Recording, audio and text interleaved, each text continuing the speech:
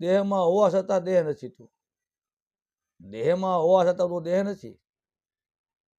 તું આંખથી જોશો છતાં તું આંખથી જોનારો જુદો છે. એટલે કે દ્રષ્ટિ, દ્રશ્ય અને દ્રષ્ટા, એ દ્રષ્ટાનો તું સાક્ષી થઈ જા. એ સાક્ષી થતા થતા થતા એ જ દ્રષ્ટામાં ભળી જાય છે. પેલા સાક્ષી થાય, જો અનુભવ કરે. એટલે દ્રષ્ટા, દ્રષ્ટિ ને દ્રશ્ય. આપણે દ્રષ્ટિ ને દ્રશ્ય બે વસ્તુ સમજાય. આંખથી દ્રષ્ટિ પડીએ અને દ્રશ્ય જોયું,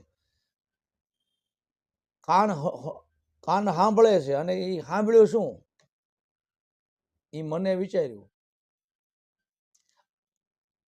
આ મન છે એ માધ્યમ છે. મન છે આખા આ શરીરનું. મન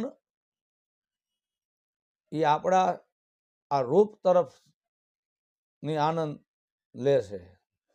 આ શરીરમાં બધાય જો, આંખ જોવે, આનંદ કોણ લે? મન. કાન સાંભળે, આનંદ કોણ લે? મન. જીભ સ્વાદ લે, આનંદ કોણ લે? કે ભાઈ મન. હાથ કોઈ પણ વસ્તુ સ્પર્શ કરે, આનંદ કોણ લે? તો કે મન.